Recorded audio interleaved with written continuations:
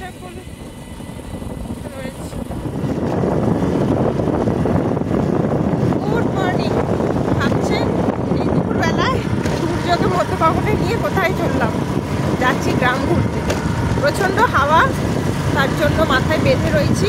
আমার পাশে রয়েছে জমি, মাঝখান দিয়ে রাস্তা। চলেছি একটা গ্রামে, আমাদের বীরভূম জেলার একটা প্রত্যন্ত গ্রাম, কনকপুর গ্রাম। সেই গ্রামে একটা খুব জাগ্রত মন্দির আছে, তো তাই ভাবলাম আজকে যাচ্ছি যখন আপনাদেরকে সঙ্গে নিই, তো বেরিয়ে পড়লাম। চলুন যাই। দুধারে জমি, মাঝখান দিয়ে রাস্তা, দারুণ লাগছে।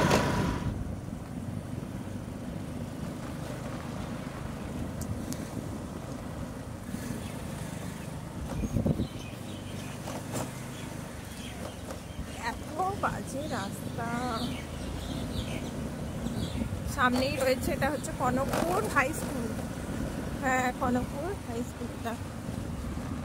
আর এটা ক্রস করেই হচ্ছে এই মন্দির চত্বরটা, দেখাও যাচ্ছে দূর থেকে। এই হচ্ছে মন্দিরের গেট। জাস্ট এসে পৌঁছালাম।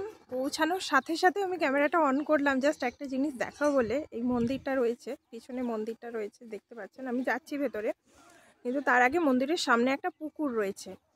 এই পুকুরটা সবসময় জলে ভরা থাকে, কিন্তু শীতকাল তো ইউজুয়ালি বৃষ্টি হয় না, তো পুকুরটা না পুরো শুকিয়ে গেছে। মানে গ্রীষ্মকালে পুকুরটার কন্ডিশন কি হয় আমি জানি না, কিন্তু শীতে পুরো শুকিয়ে গেছে। মানে আমি খুব অবাক হয়ে গেলাম। কথিত আছে এই মন্দিরে যিনি দেবী আছেন, মা বিপত্তারিণী, কনকপুরের ঠাকুর আর কি, এই পুকুর থেকেই পাওয়া গেছিলো ঠাকুরটা, মূর্তিটা। তারপরে এখানে মন্দির প্রতিষ্ঠা করা হয়। ইতিহাস আমি আপনাদেরকে পরে আরও ডিটেলসে বলছি, কিন্তু তার আগে চলুন পুকুরটা দেখি। পুকুরটা দেখে আমার খুব খারাপ লাগছে, জলে টইটুম্বুর থাকে, আজকে পুরো শুকিয়ে গেছে। তবে আর দেখুন, এলাকাটা কিন্তু দারুণ এলাকা, চারিদিকে কিন্তু ঘেরা রয়েছে। আর আমার পিছনের দিকটায় দূরে কিন্তু অনেক রকমের সবজি বাগান আছে একটা। জানি না আমি এখন ঢুকতে দেবে কি, দুপুর হয়ে গেছে। তো চলুন পুকুরটা দেখি। পুকুর দেখে বোঝাই যাচ্ছে না, পুরো শুকিয়ে গেছে। দূরে দেখুন হাঁসগুলো খেলছে, এই দেখুন। আর পুরো জল শুকিয়ে গেছে। এখানে দেখুন একটা জিনিস দেখলাম, যে মাছ ধরার জাল শুকতে দেওয়া হয়েছে। দূরে মুরগিগুলো খেলে বেড়াচ্ছে। আর এখানটায় দূরে দেখুন সর্ষে চাষ হয়েছে।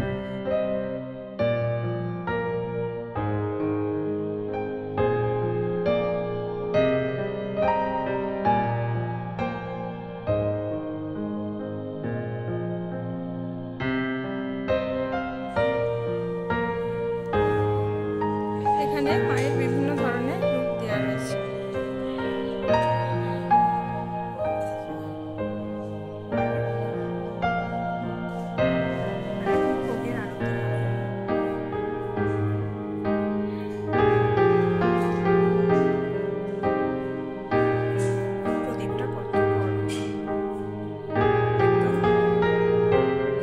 মাকে দর্শন করা হলো।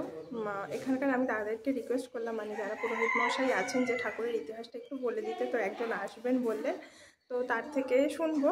তো চলুন তার আগে একটু ভোগ রান্না হচ্ছে সেটা দেখে আসি। দেখে এসে একটু প্রসাদ দেবেন বলেছেন দাদারা, প্রসাদটা নেব, তারপরে পাশের মন্দিরগুলো একটু করে ঘুরে দেব। এখানে ভোগ রান্না হচ্ছে, এই আন্টি এখানে ভোগ রান্না করেন, তাই তো? পালি থাকে আপনাদের, তাই তো? আপনার নাম? আপনার নাম? বুলু। পুরো নামটা বলুন। পুরো নাম? বুলু পান্ডা। বুলু পান্ডা, আচ্ছা। আর এখানে মায়ের জন্য পায়েস রান্না হচ্ছে, তাই তো? হ্যাঁ, এখানে ভোগ রান্না হয়েছে, মায়ের ভোগ। এখানে মায়ের ভোগে মাছও দেওয়া হয়, তাই তো? হ্যাঁ, সব। আচ্ছা আচ্ছা।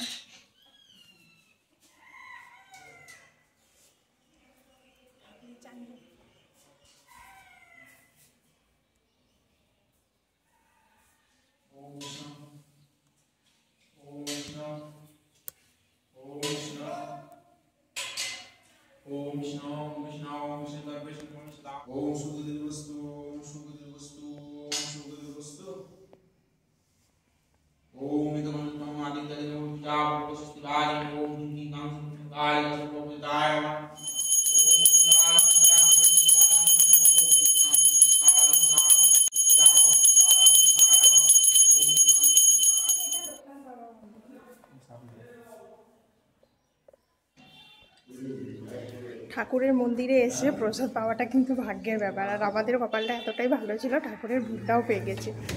তো বাতাসা, একটু কলা, ঠাকুরের প্রসাদ। চলুন।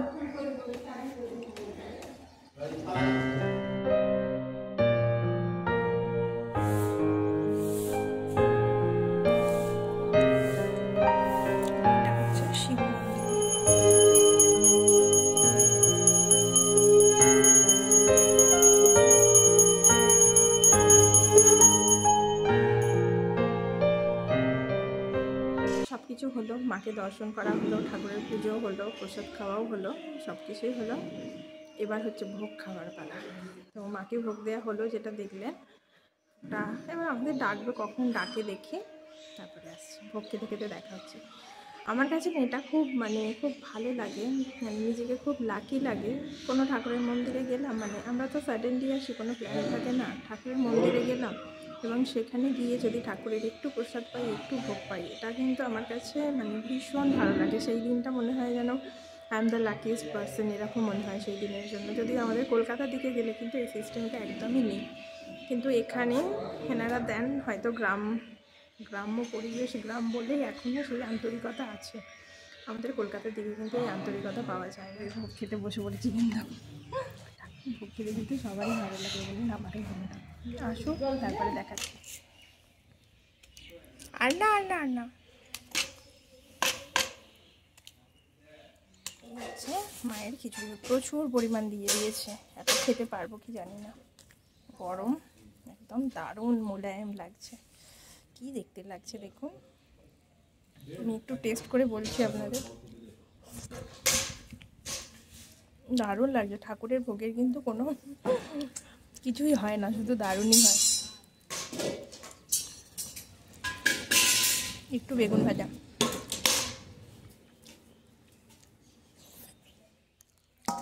অল্প অল্প রান্না, এখানে তরকারি দিয়ে দিলাম, বিভিন্ন 5 তরকারি। কি গরম, বাপরে ধরা যাচ্ছে না। এটা কি মাছ? এখানে ঠাকুরকে মাছও দেওয়া হয়? আচ্ছা আচ্ছা, অল্প দিন, অল্প ব্যাস। আর না ভোগ খাওয়া কমপ্লিট, কিছু বলার নেই। এতটাই ভালো লেগেছে আমার। মায়ের ভোগ, কোনো কিছুর এটা হয় না আর কি, কখনোই খারাপ হয় না মায়ের ভোগ। তো যাই হোক, কিন্তু যে দাদা আমাদেরকে ইতিহাসটা বলবেন, মন্দিরের ইতিহাসটা, তিনি এখন এসে পৌঁছাননি। আমি তার জন্য অপেক্ষা করছি। যদি আসে তাহলে ভালো, জানতে পারবো, না হলে এখানকার থেকে জেনে নিই আমি আপনাদের। মন্দিরের ইতিহাসটা একটু বলুন। মাকে পাওয়া গেছিল লাডুবি থেকে, আমাদের কনকপুর গ্রাম। আচ্ছা। এই কনকপুর গ্রামে মায়ের যে মন্দিরটা, যখন যুদ্ধের সময়, তখন পাল রাজা বংশে যখন যুদ্ধটা হয়েছিল, সেই সময় মায়ের এই মন্দিরটা কাটা, ধ্বংসের সময়, যুদ্ধের সময় আপনার কাটা হয়েছিল মন্দিরটা। কিন্তু এই মন্দিরটা আপনার পাওয়া যায়নি। মন্দিরটা আনা হয়েছিল কাশীনাথ থেকে আনা হয়েছিল। কাশী থেকে। হ্যাঁ, মায়ের বুকের ভিডিওটা দেখে কথা বলবে না? কিসে পড়ো তোমরা? কিসে পড়ো? টুয়ে?